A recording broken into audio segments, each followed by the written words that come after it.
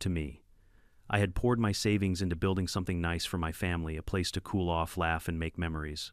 But in swooped Karen, the self-proclaimed queen of our HOA, clutching her clipboard like it was the crown jewels. She strutted into my yard, sneered at the sparkling water, and within days a letter appeared in my mailbox. Violation. Fine $500. At first I was furious. Then I laughed. Because if Karen thought a single pool was a problem, she had no idea what storm was about to hit her precious HOA. I wasn't just going to pay their ridiculous fine, I was going to make that $500 the best investment of my life. If they hated my pool for being too big, well, they were about to choke on the sight of a full-sized backyard water park.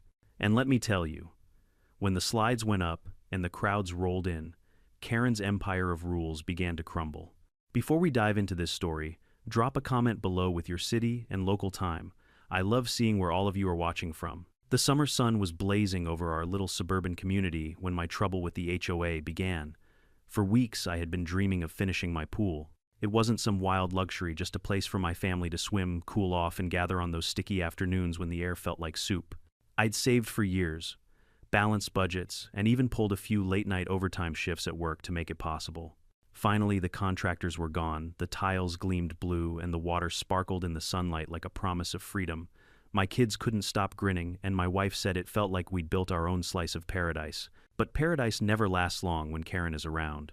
Karen, the queen bee of our HOA, had a way of making every small joy in life feel like a federal offense.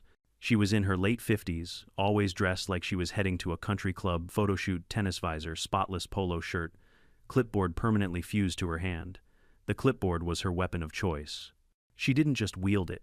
She brandished it, scribbling down violations with the same vigor a sheriff might use when writing up an outlaw.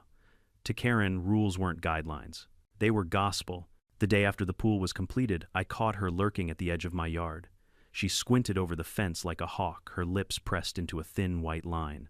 I thought maybe, just maybe, she'd offer a fake smile and say something polite like, "Nice pool, shame about the HOA fees." Instead, she pursed her lips, snapped a few pictures with her phone, and vanished. 2 days later, a letter showed up in my mailbox. The envelope had the HOA's seal stamped on the corner like it was a royal decree. I opened it while sipping my morning coffee and nearly spit out the whole cup. Notice of violation. Your pool exceeds acceptable community standards and poses a disruption to neighborhood aesthetic. A fine of $500 has been issued. Payment due within 14 days. I read it twice, then 3 times, thinking maybe it was a prank. But no, this was real. My brand new pool, fully permitted by the city, had been declared too big. Too big. According to whom, the pool wasn't even Olympic-sized. It was just normal. But to Karen, it was apparently some monstrous aquatic crime scene. I stormed over to her house that evening. She opened the door with a smug little grin as if she had been expecting me. "Karen," I began, trying to keep my voice steady. "What's this nonsense about a $500 fine?" She tilted her chin.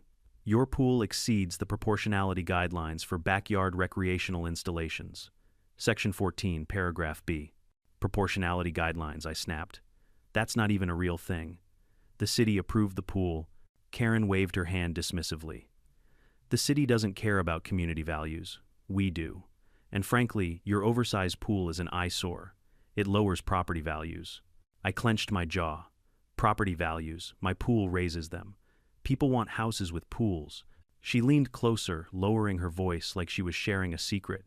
"Not when the pool looks tacky." That word tacky was her favorite insult. She used it to describe everything from my Christmas lights to my neighbor's garden gnome collection. I wanted to laugh, but rage bubbled in my chest. Still, I wasn't stupid. Arguing with Karen directly was like arguing with a brick wall that had read the HOA bylaws. I forced a smile, thanked her for her concerns, and walked away. But inside, my blood was boiling. $500. For what? For enjoying my own property? The next day, I decided to test the waters. I stopped by Mr. Henderson's place. He was one of Karen's loyal soldiers, always quick to report uncut grass or recycling bins left out too long. Sure enough, he wagged a finger at me before I even spoke. "That pool of yours, son," he said, shaking his head, "it's outrageous. Looks like something you'd find at a cheap motel." "Thanks for the feedback," I muttered, biting back every sarcastic reply that came to mind. Then there was Mrs. Martinez, 2 houses down.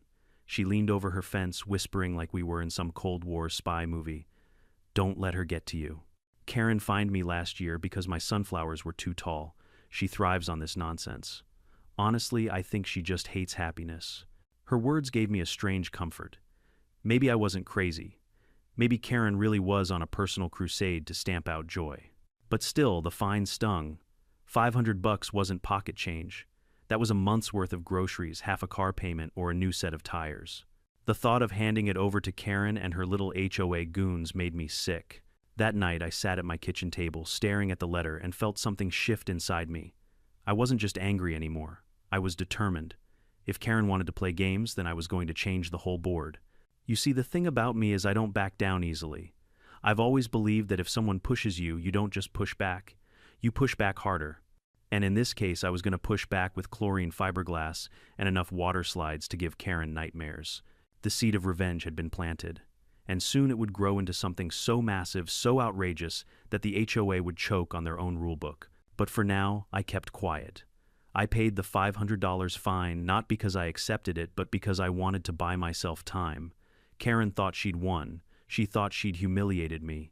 She had no idea I was about to take her petty little fine and turn it into the single greatest act of suburban defiance our community had ever seen. And the best part, every step I was about to take would be perfectly 100% legal. The countdown to war had officially begun. I wish I could say Karen stopped after hitting me with that ridiculous $500 fine, but if there's one thing you need to know about HOA queens like her, it's that they never stop at enough. For Karen, one victory was just fuel for the next crusade. The fine wasn't about the money, it was about power, and she wanted to make sure the entire neighborhood knew exactly who held the reins. The morning after I mailed the check, I caught her on her daily patrol.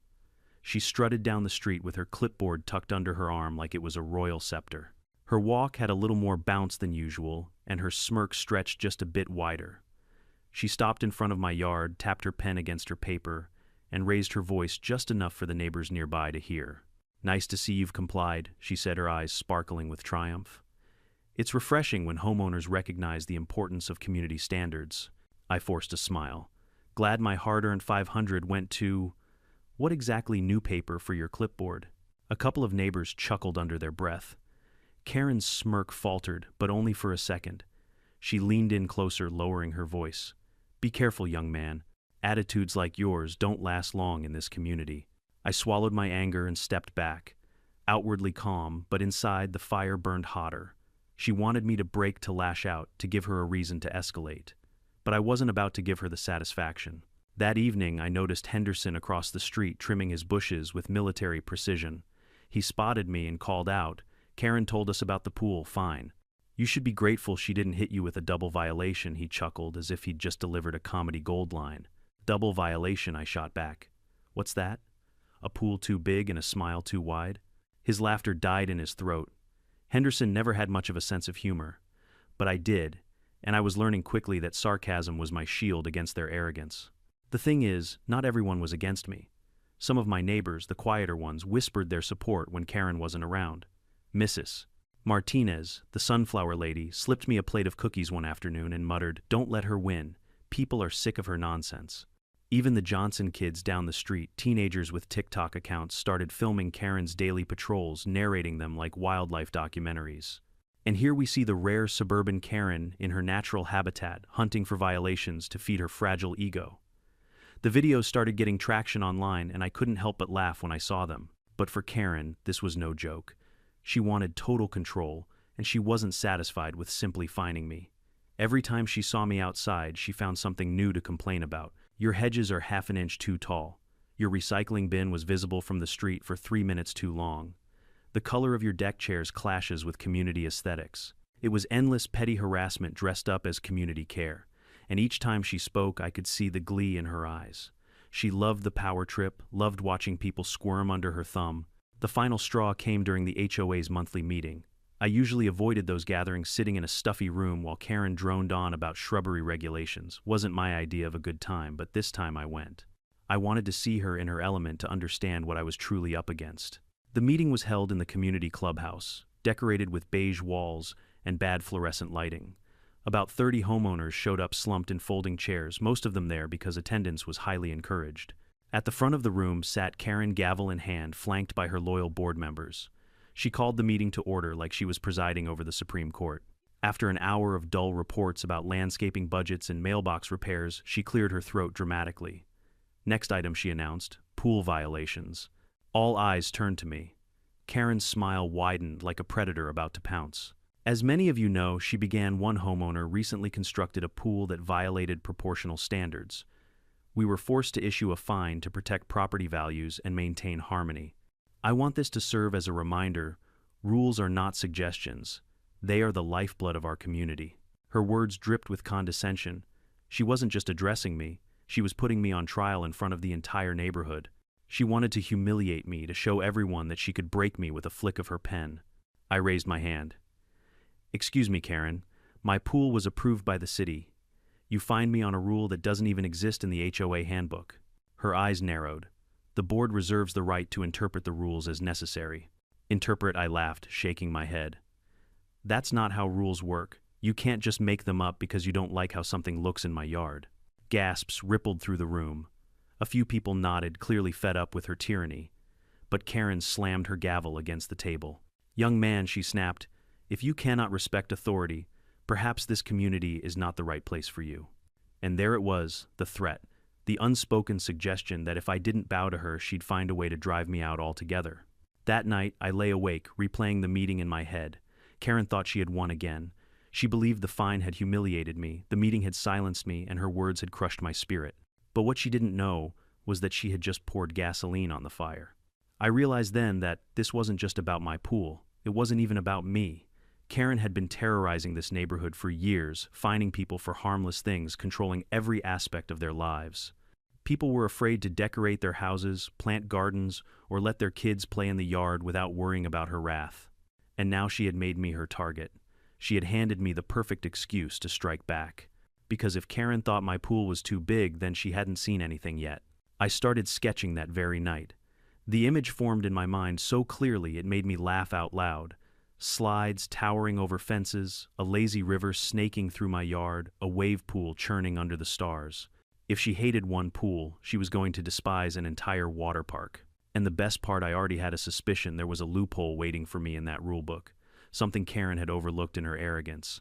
For now, though, I kept my plans secret. Outwardly, I was the defeated homeowner licking his wounds. Inwardly, I was sharpening my sword, preparing for battle. Karen strutted around the neighborhood thinking she had me under her thumb, but I smiled every time I saw her because I knew what was coming. She thought she was untouchable. She thought the HOA was her personal kingdom.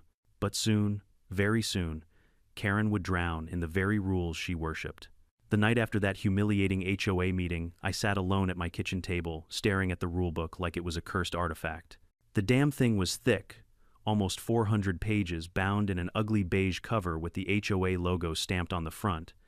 Karen treated it like scripture. She quoted sections and paragraphs as if Moses himself had lugged it down from the mountain. If I wanted to beat her at her own game, I had to know it better than she did. So I brewed a pot of coffee, rolled up my sleeves, and dove in. The first few chapters were laughable. Regulations about acceptable mailbox colors, only 5 approved shades of beige naturally. Rules about the maximum height of decorative lawn gnomes, no taller than 18 inches, unless the gnome held a flag, in which case 20 inches was acceptable. A section about approved festive lighting hours, no Christmas lights before December 1st, and they had to be removed within 10 days of New Year's. The deeper I read, the more absurd it became. It was less like a neighborhood handbook, and more like a comedy script, written by tyrants with too much free time. But I kept reading. Hour after hour. The coffee pot emptied, my eyes burned, but I pressed on. Because somewhere in these hundreds of pages I knew there had to be a loophole, a crack in the wall Karen had built around us. By 3 in the morning, my kitchen looked like a detective's office. Papers were spread across the table, sticky notes plastered with keywords like fencing structures and pools. Highlighter marks glowed neon yellow across entire paragraphs. My wife stumbled in bleary-eyed and asked what on earth I was doing. Revenge, I muttered, flipping another page. She shook her head, muttering something about me losing my mind, but she didn't stop me. She knew Karen had crossed a line. And then buried halfway through the section on permitted landscaping projects, I found it. The holy grail of loopholes. There, in bland bureaucratic language, was the clause that changed everything. Water-based landscaping features such as fountains, ponds, or similar installations are permitted provided they comply with city safety codes. That was it. Nothing else. No mention of size limits, no restrictions on scope, no definitions of what counted as similar installations. Just a vague little paragraph probably overlooked when they cobbled the rules together 20 years ago. I read it twice, then 3 times. My heart pounded faster with each pass. Because if a pond was allowed, if a fountain was allowed, then who was to say a water slide or a lazy river or a wave pool wasn't just a water-based landscaping feature? I leaned back in my chair, grinning like a mad scientist. Karen, I whispered into the night, you've just handed me the keys to my kingdom. The next day, I marched down to City Hall. Not to confess, but to confirm. I sat with a weary-looking clerk in the zoning office, a man who'd clearly seen too many petty HOA squabbles in his lifetime. I slid the HOA rulebook across his desk and pointed at the clause. So let me get this straight, I said. As long as it complies with city safety codes, I can technically build anything water-related in my backyard. The clerk adjusted his glasses, scanned the paragraph, and shrugged. Legally speaking, yeah. If the HOA didn't restrict it specifically, they can't enforce it. As long as you get the proper permits from us, you're in the clear. I nearly leapt out of my chair. So theoretically, if I wanted to build, I don't know, a full-sized water park, the clerk looked up at me, eyebrows raised. A water park. Hypothetically. He chuckled, shaking his head. Hypothetically, you'd need engineering plans, safety inspections, and a contractor who isn't afraid of angry neighbors. But legally, if it's safe and it meets building codes, there's nothing in here that says you can't. That was all I needed to hear. I left City Hall with the biggest grin plastered across my face. For the first time in weeks, I felt like I had the upper hand. Karen thought she'd buried me under her fine, but she'd actually opened the door to her worst nightmare. That evening, I began sketching. At first, it was just doodles on scrap paper, slides curling over fences, a wave pool bubbling under the stars, a lazy river winding through the yard. But soon I was drawing serious blueprints. Measurements, water flow, calculations, even notes about landscaping to disguise the pumps and pipes. The more I drew, the bigger it became in my imagination. This wasn't just a pool anymore. This was going to be a monument. And I knew exactly who to call. Dave. Dave was a contractor with a reputation.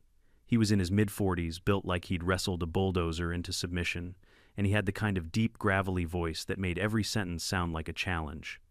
He'd worked on resorts, hotels, even a couple of municipal parks. If anyone could pull off my insane vision, it was him. I invited him over one Saturday morning.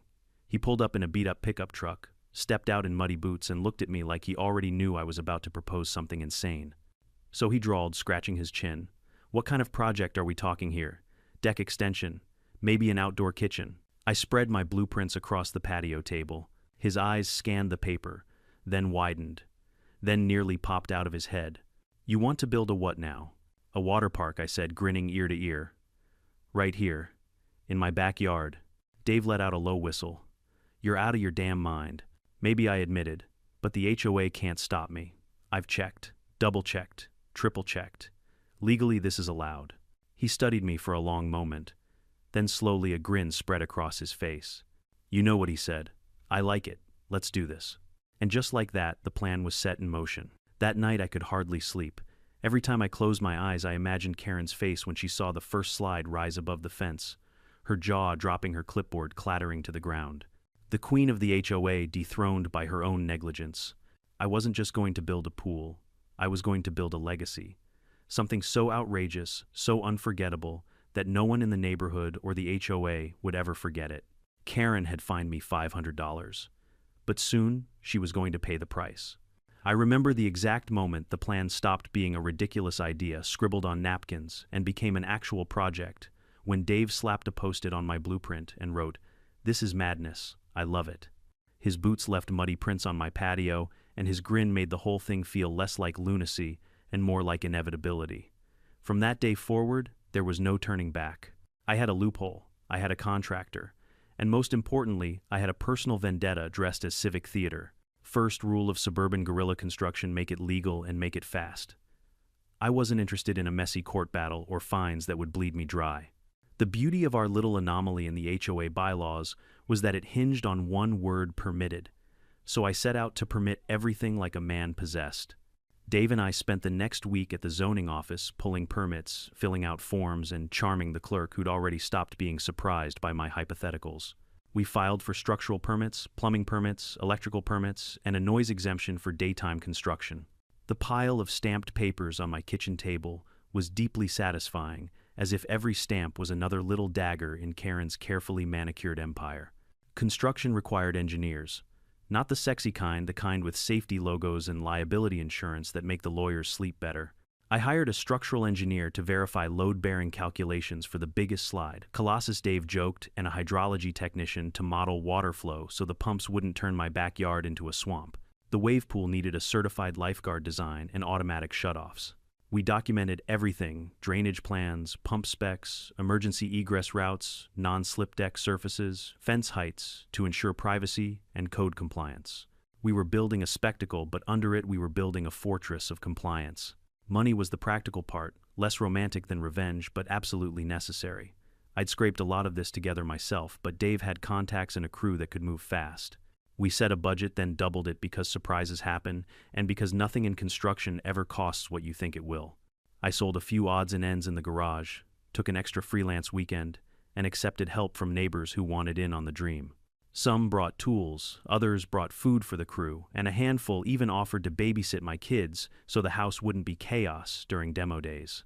It quickly became a neighborhood effort, not because I asked, but because people were tired of living under Karen's doomsday aesthetic. Stealth was impossible once the first delivery truck thundered down the street, but we tried anyway. The first week was a ballet of forklifts, concrete mixers, and midnight blueprint sessions.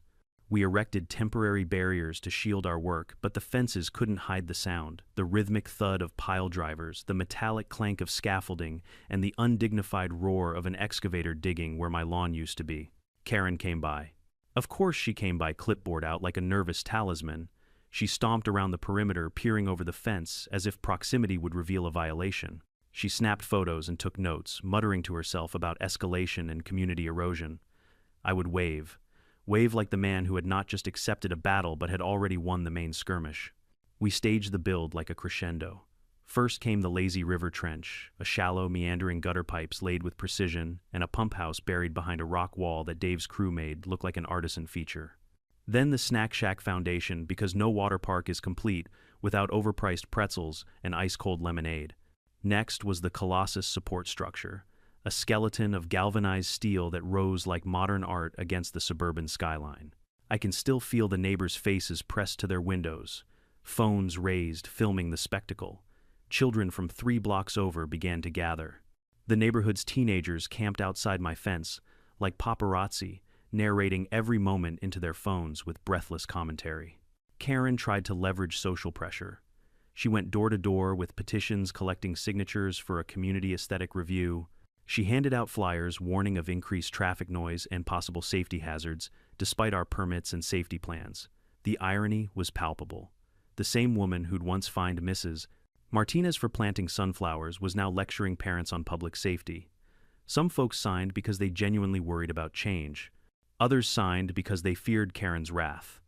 But the tides were turning. Every flyer she distributed seemed to inspire one conversation between neighbors about why one woman should have the power to dictate everyone's backyard happiness. We were meticulous about public relations. Dave insisted we be the first to showcase the safety aspects of the project. We invited the local fire inspector and a city building official to walk the site. We gave a polished presentation with laminated schematics and a slideshow that would have made an architect weep with pride. Well, if architects wept about fiberglass slides and artificial waves, the inspectors nodded, scribbled notes, and stamped approvals. When the fire chief complimented the emergency access route and the lifeguard stations, I felt something swell in my chest.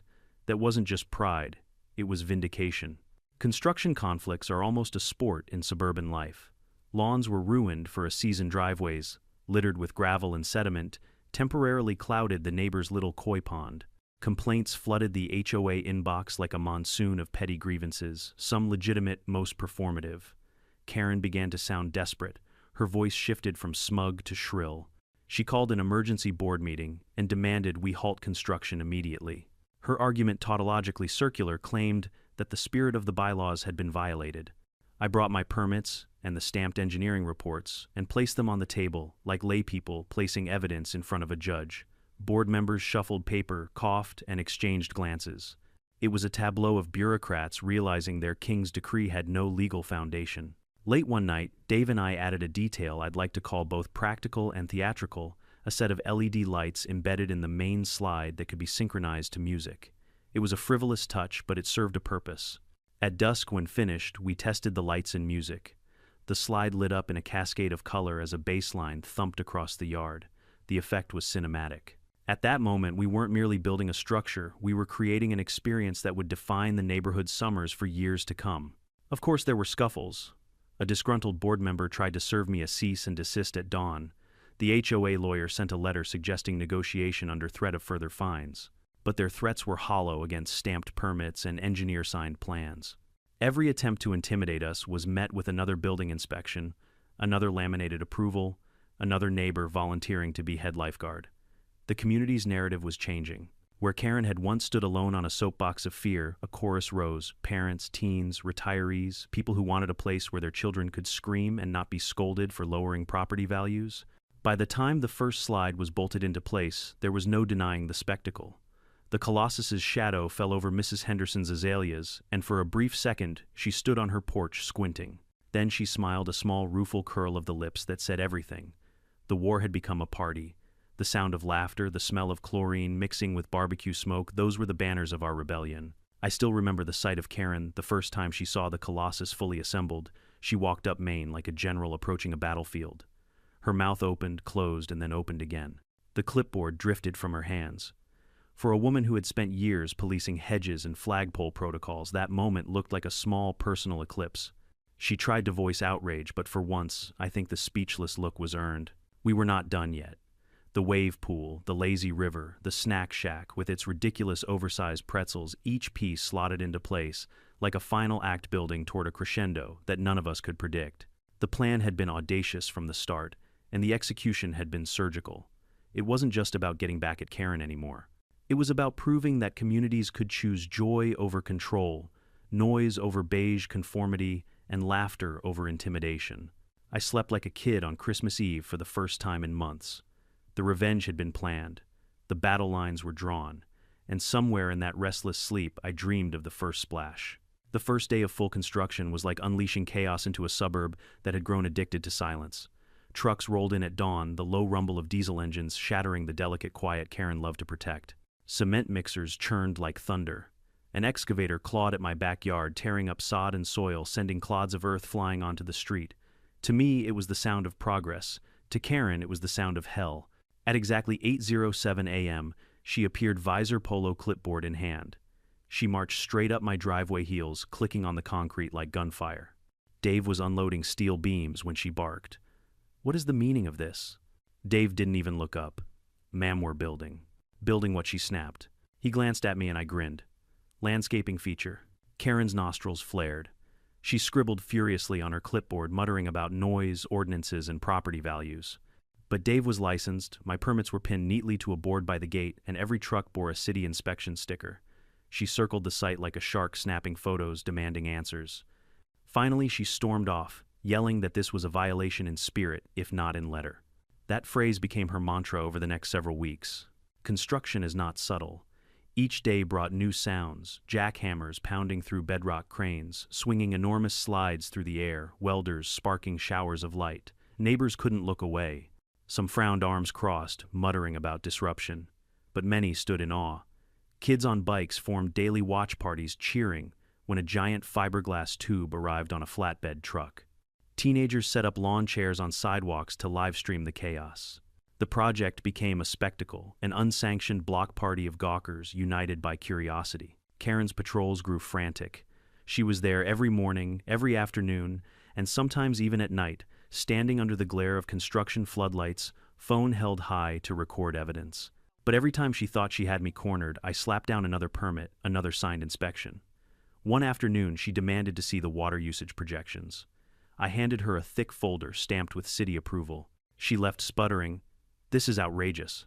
By the third week, the Colossus began to take shape. Its steel frame rose above the fence line, towering over the neighborhood like a monument to defiance. Karen nearly fainted the first time she saw it. I watched from my deck as she froze mid-stride clipboard, dangling eyes wide. She snapped a dozen frantic photos, then called someone, probably the HOA board. Within the hour, 2 of her cronies showed up, pacing the sidewalk and whispering like field generals plotting a siege. But the truth was undeniable. The slide was legal, safe, and unstoppable. The irony wasn't lost on me. Karen had fined me for a pool too big, and now she was staring at a water slide visible from 3 blocks away. I could almost taste her fury, bitter and metallic, in the summer air. Dave, meanwhile, was having the time of his life. He treated every Karen outburst like a comedy routine. You hear that he'd say as she shrieked about community harmony, "That's the sound of victory." The crew even started a betting pool. How many times would Karen show up in a single day? The record was 7. Of course, the HOA didn't rely solely on Karen's clipboard theatrics. They escalated. Letters arrived daily, each one threatening fines, lawsuits, or revocation of privileges. The language grew more desperate. "Your construction undermines the integrity of the community. You are creating an unsafe environment for children. Immediate cessation is required." I responded to each with a photocopy of my permits and a sticky note that read "compliant." It drove them insane. One particularly glorious day, Karen convened an emergency HOA meeting. Word spread quickly, and half the neighborhood crammed into the clubhouse. I went, of course, front row smiling. Karen stood at the podium, gavel trembling in her hand. "This construction is a direct threat to our way of life," she thundered. "The noise, the disruption, the spectacle. It is destroying property values and eroding the spirit of our community." Murmurs rippled through the crowd. Some nodded, but others rolled their eyes. Mrs. Martinez whispered, "What spirit?" "The spirit of beige paint and silence." I raised my hand. Karen ignored me. I raised it higher until the murmurs turned to laughter. Finally she snapped, "What is it?" I stood. "With all due respect, everything I've built has been inspected, approved, and permitted by the city. Show me the clause in the HOA bylaws that prohibits a water-based landscaping feature of this size." Karen's face flushed crimson. She flipped through her binder pages, rustling, but came up empty. It's not in the spirit," she shouted. The room erupted in laughter. Even some of her loyalists smirked. The meeting devolved into chaos, voices shouting over each other. Karen banged her gavel until the handle snapped clean off. I left that night humming to myself, victory sweet on my tongue. By now the site looked like a carnival. The lazy river's trench was lined with fiberglass, the wave pool's pumps rumbled under their casing, and the snack shack smelled faintly of sawdust and roasted hot dogs. Dave's crew had test-fired the grill. Neighbors wandered over with lemonade and folding chairs, turning construction into a social event. Kids begged for tours, and I walked them through the half-finished slides like a theme park CEO. Their eyes sparkled, and their laughter felt like armor against Karen's bitterness. Still, the HOA didn't quit. They brought in a lawyer, a man in a cheap suit with a briefcase full of empty threats. He cornered me at the site one afternoon, waving papers. "Cease immediately, or we'll pursue damages." I smiled, pulled out my stack of permits, and handed him the top sheet. "Damages?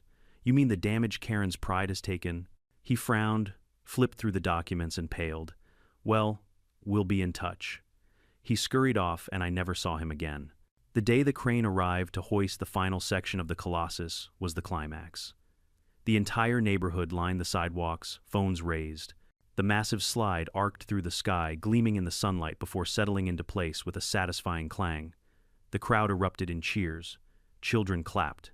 Teenagers shouted Karen's worst nightmare. Even a few skeptical neighbors applauded quietly. Karen, of course, was there. She stumbled forward, voice cracking.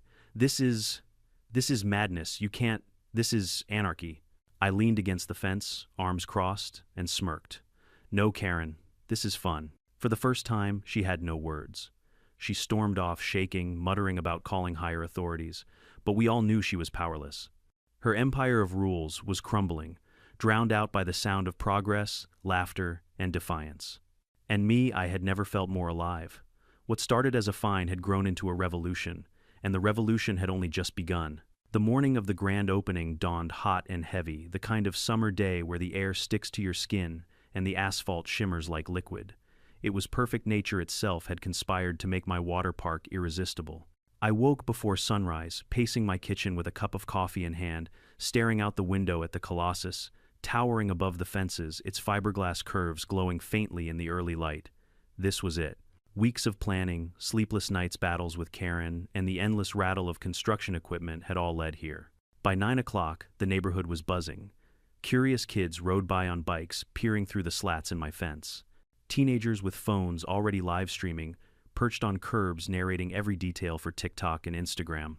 Parents trailed behind, holding towels and sunscreens, smiling nervously as if they couldn't quite believe this was happening. I had slipped invitations into mailboxes the week before grand opening backyard water park. Free admission, snacks provided. I half expected only a handful of brave souls.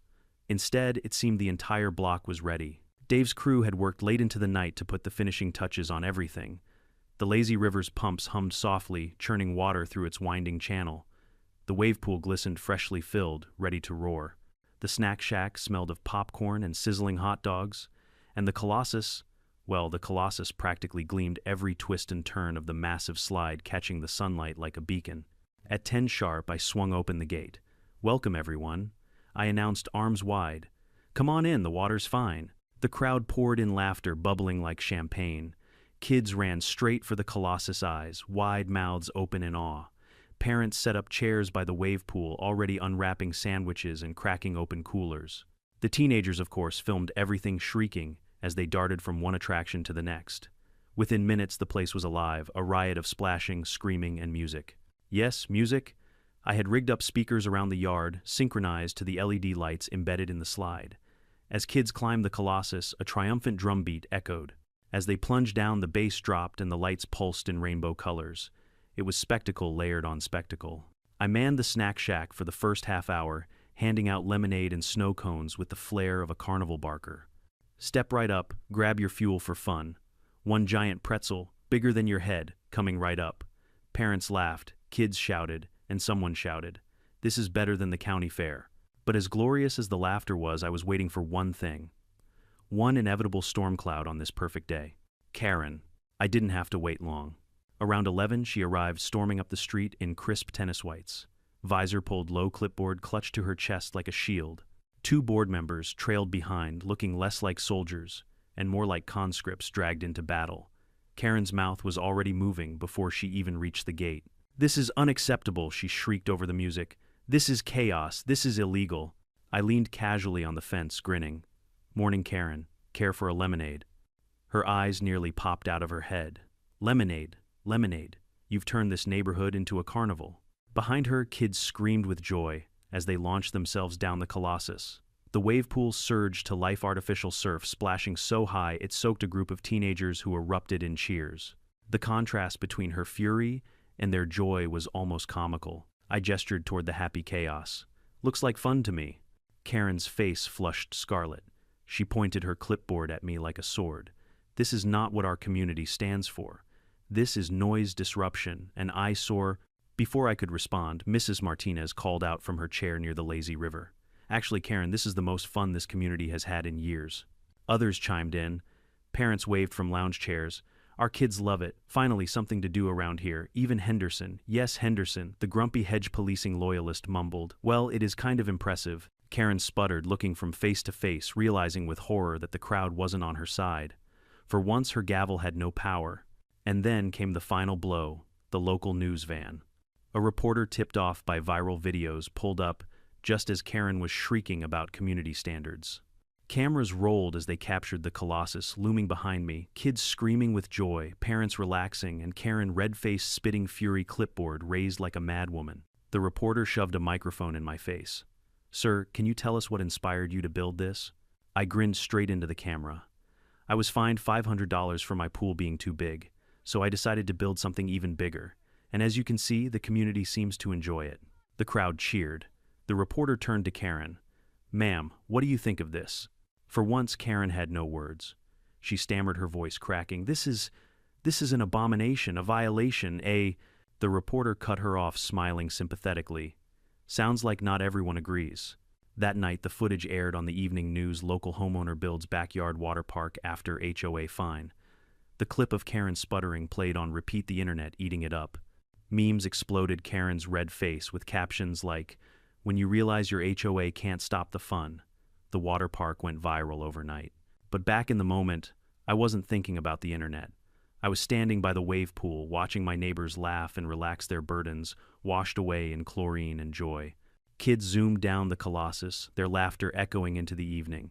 For the first time in a long time, the community felt alive, not stiff, not policed, not beige. Alive. Karen stormed off, her board members trailing behind, defeated. But I knew this wasn't the end. She would regroup, rally her forces, and come back swinging. The HOA wasn't dead yet. Still, as the sun dipped low and the LED lights flickered to life, casting the Colossus in a neon glow, I smiled. Because for one glorious day, the tyranny of the HOA had been drowned in waves of laughter. And deep down, I knew this was only the beginning of their nightmare. If the grand opening had been a splash in the neighborhood pond, the aftermath was a tidal wave. Overnight, my backyard water park wasn't just a local oddity, it became a full-blown sensation. Clips of kids rocketing down the Colossus to pulsing LED lights racked up thousands of views on TikTok. The local news clip of Karen sputtering went viral, spawning parodies, where people dubbed over her voice with cartoonish squawks. My phone buzzed constantly with notifications. And while most of the world was laughing, Karen was stewing. She struck back fast. 2 days after the opening, she called another emergency HOA meeting.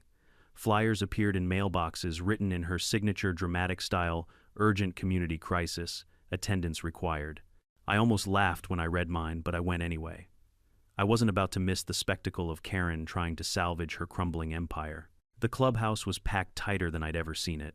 Folding chairs scraped against the linoleum, neighbors whispered excitedly, and a few kids even wore Colossus t-shirts that one enterprising teenager had started selling online. At the front of the room, Karen stood like a general before a losing army. Her hair was perfectly coiffed, her visor polished, but the twitch in her jaw betrayed the storm brewing inside. She slammed her gavel down. "This meeting will come to order." The room quieted, though. A few chuckles rippled through the back. Karen launched into her tirade. "What we are facing is nothing short of anarchy. A backyard turned into an amusement park.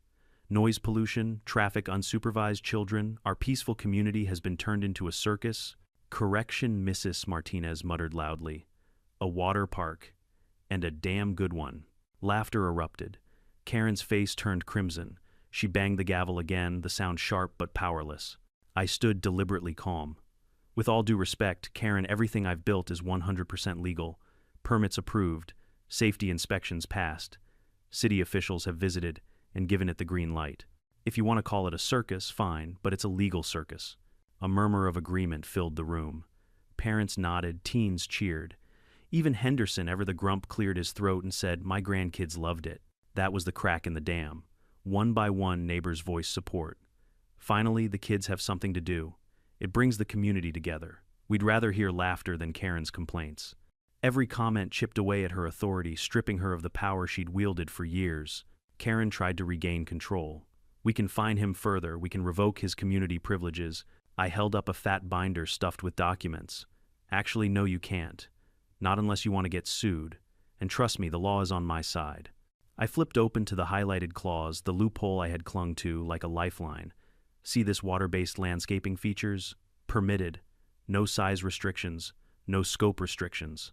I followed the rules better than anyone in this room. Her mouth opened and closed like a fish gasping on dry land. She had no comeback. The meeting spiraled out of her control. Board members exchanged uneasy glances. One finally whispered, "Maybe we should reconsider our stance." "Reconsider," Karen exploded. "This is our community, our values, our—" But she was drowned out, not by a gavel, not by arguments, but by applause. The room thundered with clapping as neighbors turned toward me, cheering, some even standing. Karen's words vanished under the sound, her authority collapsing in real time. She slammed the broken gavel onto the table and stormed out, leaving her board scrambling in her wake. The door slammed behind her with a finality that echoed louder than any of her speeches ever had. From that moment, the HOA's power began to unravel. Their threats stopped carrying weight. Letters they sent out were mocked, tossed straight into recycling bins. Attendance at meetings plummeted. Why sit through Karen's lectures when you could float down the lazy river of dreams or ride the Colossus at dusk under neon lights? Parents who once lived in fear of citations for minor infractions now shrugged off the HOA like an outdated nuisance. The board's relevance shrank with each splash of chlorine-soaked joy. Meanwhile, my backyard became the heartbeat of the community. Families who had barely spoken before now gathered regularly. Barbecues sprung up on weekends. Teenagers filmed viral challenges on the slides. Even retirees wandered in, sipping lemonade and grinning at the spectacle. For the first time in years, people were connecting not through mandatory HOA events with stale cookies, but through genuine fun. Karen, however, wasn't finished. She tried to rally her last loyalists. She wrote fiery letters to the local newspaper railing against the decline of suburban values. She started a petition to ban backyard water parks, but it flopped spectacularly. Half the signatures turned out to be fake names like Mickey Mouse and Aquaman. She even attempted to call the police one Saturday, claiming public endangerment. The officers arrived, took one look at the smiling families, and stamped permits, then asked if they could ride the Colossus. Karen nearly fainted. The final humiliation came when the news cycle caught on again. A regional TV station did a follow-up story titled, "HOA Tyranny Meets Its Match, the Backyard Water Park That United a Community." The segment showed families laughing, kids splashing, and Karen storming off in the background, muttering about anarchy. The anchor chuckled on live TV, saying, "Looks like fun to me." That clip sealed her fate. Within a month, Karen resigned as HOA president. Officially, she claimed it was for health reasons and to focus on her family. Unofficially, everyone knew she'd been humiliated out of power. The board scrambled to fill the void, but without her iron grip, the HOA was a paper tiger. They held meetings, no one attended, passed resolutions, no one followed, and gradually became irrelevant. The victory was sweeter than I'd ever imagined. Not just because I had beaten Karen, but because I had exposed the hollowness of her power. She had thrived on fear and control, but when faced with joy, laughter, and solidarity, she crumbled. One evening, as the sun set and the Colossus lit up in rainbow colors, I floated lazily down the river with my kids. They laughed, splashing each other, their happiness echoing into the twilight. I thought about the $500 fine that had started it all, the petty absurd punishment meant to break me. Instead, it had lit a fire that consumed the HOA's grip on our lives. Karen had wanted me to bow. Instead, she ended up bowing out. And deep down, I knew her nightmare wasn't just my water park. Her nightmare was the realization that she had never really controlled this community at all. When Karen resigned, I thought the saga was over. The clipboard queen had finally been dethroned, her gavel shattered her empire of fines and threats, reduced to nothing more than a punchline. But I underestimated just how far the ripples from my backyard rebellion would travel. What had started as a personal act of defiance against one HOA fine was about to turn into something much larger, something I never could have imagined. It began with an email. The subject line read, "Partnership Opportunity." Honestly, I almost deleted it. I'd been getting spam ever since the news story went viral, people wanting to sell me floaties, water pumps, even a bizarre offer to film a reality show in my backyard. But this one came from a legitimate company, a regional theme park developer. They had seen the coverage, the TikTok clips, even the memes of Karen red-faced and furious. Instead of laughing from afar, they saw potential. Their proposal was wild. They wanted to sponsor my backyard water park, expand it, market it, use it as a prototype for a new line of community-sized entertainment projects. At first, I laughed out loud. Who in their right mind would partner with a random homeowner who happened to pick a fight with an HOA? But then I realized, maybe I wasn't just a homeowner anymore. Maybe I was proof that communities could fight back against small-minded control and win. When I told Dave, he nearly dropped his wrench. "You're telling me a theme park company wants to bankroll this?" "Exactly," I said, still in disbelief. He grinned. "Well then, partner, we just went pro." Word spread fast. The company sent representatives in crisp suits, shaking hands with neighbors, handing out brochures about community investment. They toured the water park, took notes, snapped photos, and then in front of a crowd of residents gathered on lawn chairs, they announced their plan to officially expand the backyard water park into a community attraction, free to locals, funded entirely by them. The cheers shook the street. Karen, of course, tried to make one last stand. She showed up at the announcement, red-faced, waving a newspaper article about zoning dangers. But this time nobody listened. People literally turned their backs on her. One kid yelled, "Hey Karen, go ride the Colossus." The crowd erupted in laughter, and she stormed off for the last time. A week later, moving trucks were parked outside her house. She left quietly, not a single neighbor coming to wave goodbye. With Karen gone, the HOA was a hollow shell. The board held one final meeting where the remaining members voted ironically to support the expansion. They had no choice. Public opinion had swung so hard against them that fighting the project would have been social suicide. Instead, they tried to save face by claiming they were partners in progress. Nobody believed it, but nobody cared. The HOA was finished. Construction for the expansion began within a month. Bigger pumps, taller slides, expanded snack shacks, even a mini kids splash zone. Dave's crew doubled in size, and suddenly my backyard was a construction site again, but this time, instead of nervous whispers and angry glares, there was excitement. Families visited daily to watch the progress, kids begging for updates, teenagers filming time lapses for social media. The once quiet suburb had become a carnival of anticipation. The grand reopening this time, branded officially as Splash Valley Community Park, was unlike anything I'd ever seen. News vans lined the street, drones buzzed overhead. Local politicians showed up shaking hands and trying to get in front of cameras. A ribbon stretched across the Colossus, and me, the guy who just wanted a simple pool, was handed giant ceremonial scissors to cut it. When I snipped the ribbon, water cannons blasted into the air, music roared, and kids sprinted to the slides like a tidal wave of joy. I stood there blinking against the spray, overwhelmed. I thought back to that first letter, the absurd $500 fine that had started all this. If Karen could see me now, surrounded by cheering neighbors, reporters, and the flashing lights of cameras, she'd probably faint dead away. The neighborhood transformed overnight. What had once been rows of beige houses ruled by silence became a destination. Families from other neighborhoods visited. Local businesses thrived from the traffic. Property values, ironically the very thing Karen had sworn I was destroying, skyrocketed. The HOA's warnings about community erosion became laughable in hindsight. If anything, my act of rebellion had given the community an identity, something bigger than petty rules and fines. One evening, after a long day of running the park, I floated down the lazy river with my kids. They laughed, splashing water at me, the neon lights casting rainbows across their faces. My wife leaned back on her tube, smiling in a way I hadn't seen in years, relaxed free. Around us, families floated, teenagers joked, even retirees waded into the shallow end to cool off. It was noisy, messy, alive. And it was beautiful. I realized then what Karen's true failure had been. It wasn't just that she lost to me or that her HOA crumbled. It was that she never understood what a community really was. It's not about rules or fines or rigid aesthetics. It's about people laughing, connecting, living together. The water park wasn't just a victory for me.